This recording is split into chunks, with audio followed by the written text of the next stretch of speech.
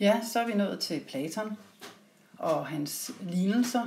Han har 2 lignelser, jeg vil diskutere her i den her film. Det er alt sammen hentet fra hans bog, eller værk, Staten, hvor i han også gennemgår, hvordan han synes samfundet skal indrettes. Spørgsmålet om kvinders position i samfundet. Hvor er kunsten? Hvor skal den placeres? Og så videre, og så videre. Jeg vil nu kun fokusere på de her 2 lignelser. Så er spørgsmålet selvfølgelig, er det her Sokrates eller er det Platon? Altså det er jo Platon, der har skrevet Staten.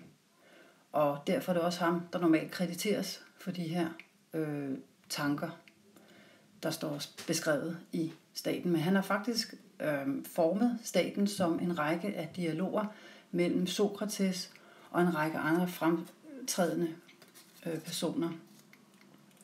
Der er for eksempel Kefalos og hans søn, som er en forholdsvis succesrig forretningsmand. Han er ikke den store filosof, men han kommer også med nogle spørgsmål og indspark indimellem. Og så er der en sofist, der hedder Thrasymachos, som er rimelig kendt på det her tidspunkt. Og så er der faktisk Platons egne ældre brødre, som er Glaukon og Adeimantos. De har jo så været til stede på det her tidspunkt, og man mener, at de her samtaler har fundet sted omkring 420 før vores tidsregning. Men selve Staten er skrevet imellem 385 og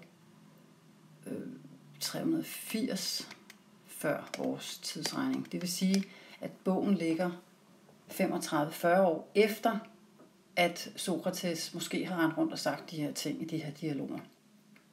Det gør jo selvfølgelig, at man tænker, at det nok er en eller anden form, i hvert fald genfortolkning eller genfortælling, og derved også noget af Platons eget tankegods, der har snedet sig ind, hvis vi tror på, at det er 100% kun Sokrates, der virkelig har sagt alle de her ting.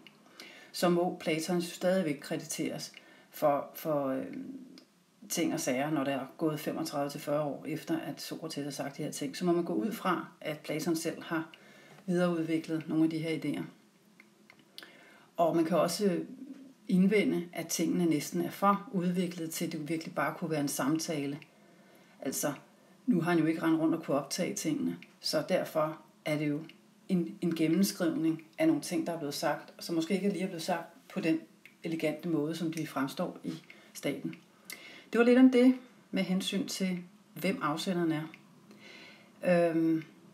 Jeg vil tage hul på den første lignelse, som nok er den mest berømte, og det er hulelignelsen. Den har vi her. Den går ud på, at vi har at gøre med 2 forskellige verdener.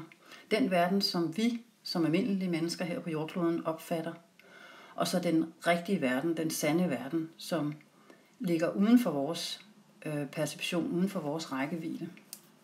Og her forestiller Sokrates eller Platon, begge 2 i hvert fald måske, så at vi alle sammen sidder, at vi har nogle fanger her, som repræsenterer os på en eller anden måde.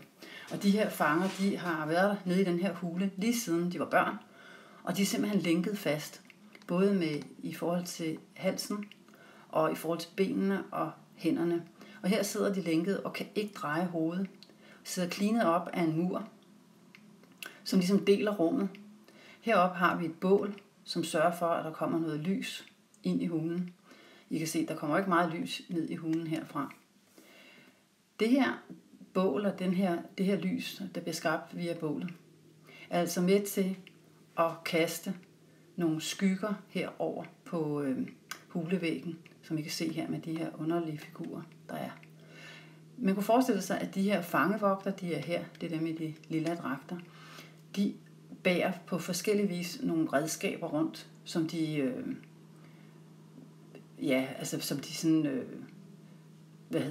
kaster de her skygger op via ildens lys, så kaster de her skygger op på hulevæggen og sørger for på en eller anden måde at agere en eller anden form for film eller verden, eller hvad I vil kalde det.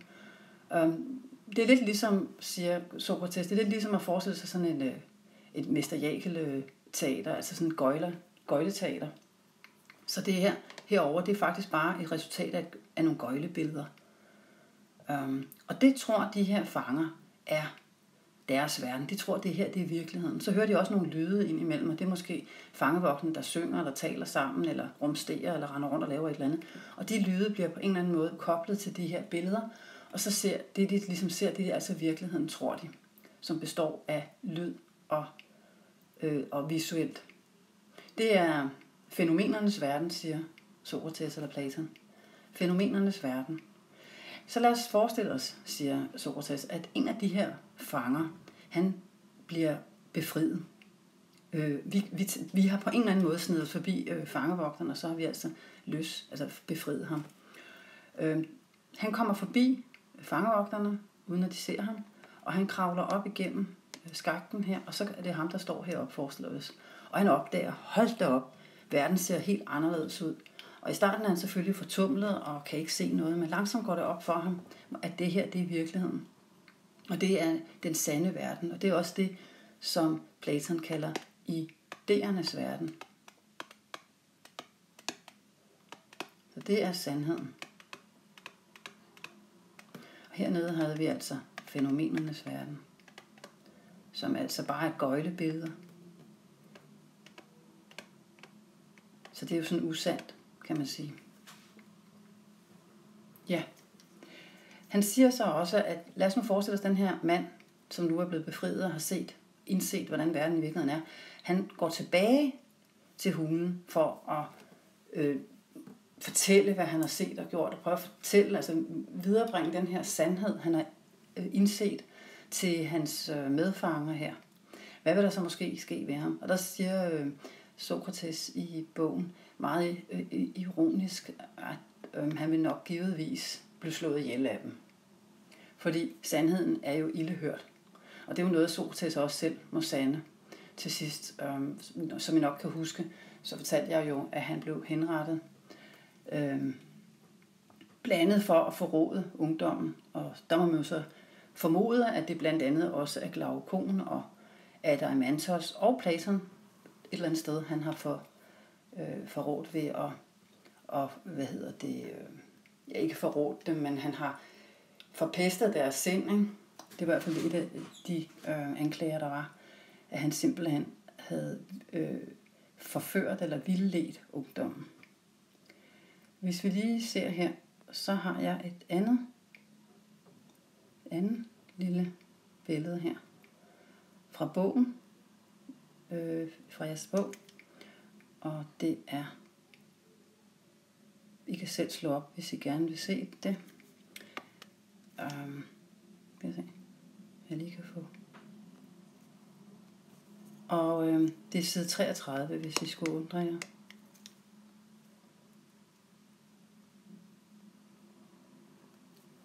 Der kan I se, at der har han den anden lignelse, som jeg vil tale om, og det er den delte linje.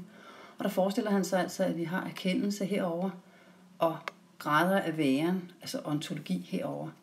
Og så er der altså et hierarki, alt efter hvor langt vi går ned i alfabetet, eller op i alfabetet hedder det vel nærmest. Vi starter åbenbart med D, og så ender vi nede ved A.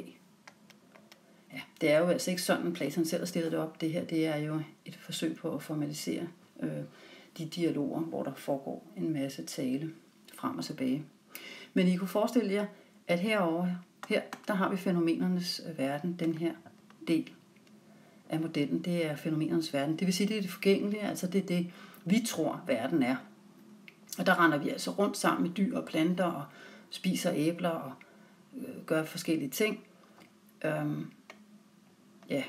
Men altså, og en lavere grad, den laveste væren, det er, hvor man bare opfatter de her gøglebilleder.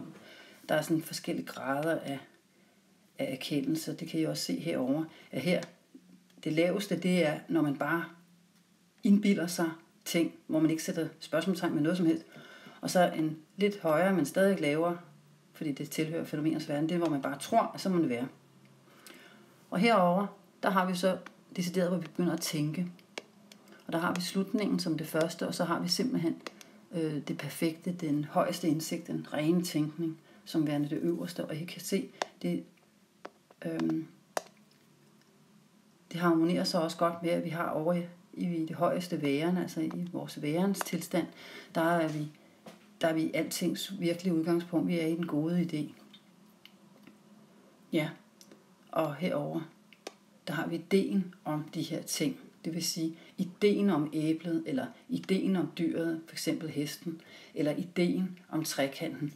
Det er originalerne, der ligger her. Det er originalerne. Hvor hernede, der har vi kopierne. Det er ikke sådan, vi normalt er vant til at tænke tingene, men originalerne er altså den rene ånd, og kopierne, det er så de fysiske ting, vi kan sanse ned på fænomenernes verdensplan. Ja, det var lidt om Platon og fænomenernes verden og idéernes verden.